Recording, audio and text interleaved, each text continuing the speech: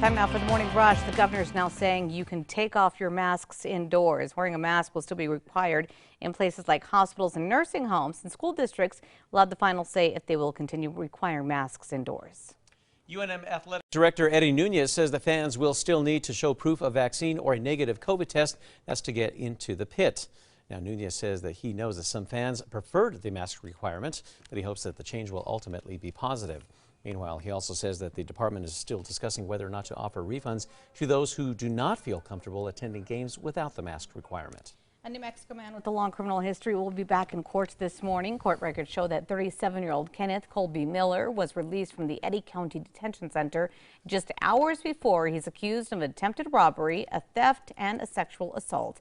Miller is now facing 3 felony counts. A New Mexico man accused of using a state-owned car to rip out an ATM machine is waking up behind bars. Yesterday, 26-year-old Ryan Chavez was booked into MDC for doing this at least twice. In his last case on January 30th, police say that Chavez stole a car from the New Mexico State Engineer's office to try and rip out an ATM from a U.S. bank location. Eric. Well, a cold start today. We're looking at a nice warming trend into the weekend, and some stronger winds will help us get there. The FBI is warning of high-tech swindling schemes involving your cell phone that could hit your bank account. The FBI says SIM swap crimes are rising. That's where criminals target individuals to swap out SIM cards to gain access to users' personal information. New Mexico's 2022 legislative session has now come to a close. Lawmakers passed a major tax package as well as a sweeping crime bill addressing many of the governor's priorities for the session. Meanwhile, a controversial voting and election security bill did not pass in time. New Mexico's mothers will see a portion of the state's budget. $12 million included in House Bill 2 will extend postpartum Medicaid coverage from 2 months to a year. Through the American Rescue Plan Act states that they have the option of extending Medicaid postpartum coverage to a year and gives states federal matching funds. Speaker of the House Brian Egoff says that he will not seek re-election. The Santa Fe Democrat has served in the House since 2009 and as Speaker since 2017. Egoff says that he is now stepping down to focus on family. Eric. Not too much of a threat index this afternoon. We're looking at just some cold temperatures to start our Friday, and then a much milder afternoon with some breezes, especially east of the mountains. Meow Wolf is now planning their next new experience. It's called Meow Wolf Stream.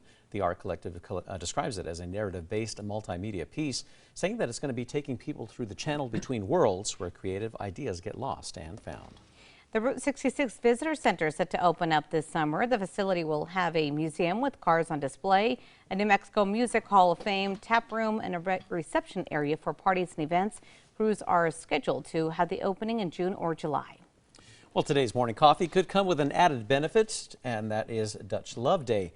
All Dutch Bros locations in New Mexico are going to be donating $1 from every drink sold to the Roadrunner Food Bank. Last year's drive raised more than $500,000. Organizers say that each dollar donated provides 3 meals. Eric. All right, let's get a look at that morning drive. Our roads are fairly clear, no accidents to report. From the big eye camera, looks like traffic is picking up considerably. Drive carefully this morning. An Israeli farmer is the new Guinness World Record holder this morning for growing the heaviest strawberry. The strawberry weighs a little over ½ a pound. That's about 5 times larger than the average strawberry. The farmer says the berry was able to grow so large due to cold weather conditions slowing the ripening process. Throw it back not that long ago, just a few years ago on February 18, 2016, strong winds statewide impacted the state here. Kachina Peak registered at 66 miles per hour and close to 60-mile-per-hour wind gusts there from the Raton Airport.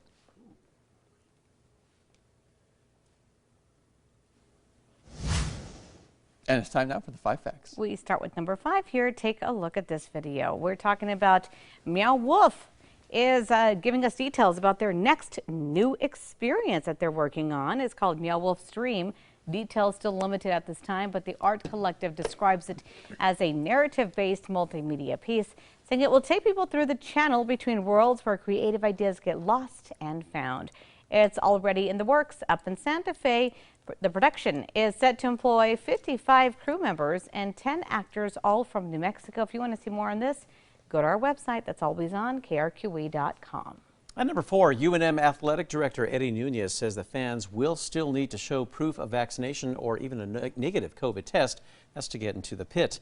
Nunez says that he knows that some fans prefer the mask requirement, which has now been changed from the governor, but he hopes that the change will ultimately be positive. Well, the pit is still offering fans the option to wear a mask.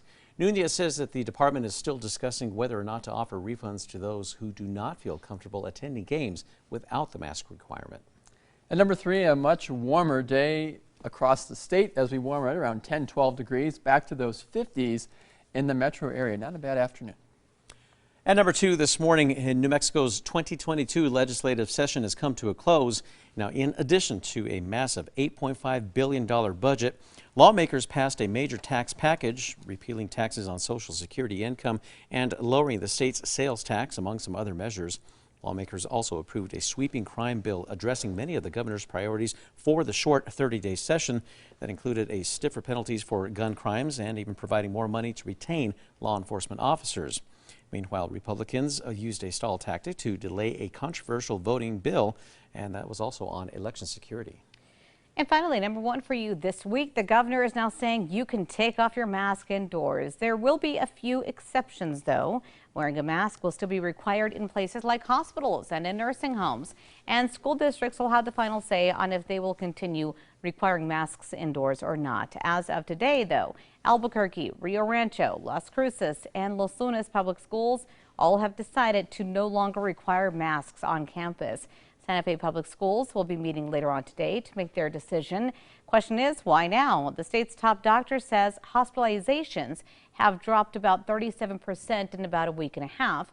And for the first time, he is seeing general medical beds and ICU beds opening up in all 4 quadrants of the state. He also added that there is now an increased number of treatments available for COVID-19.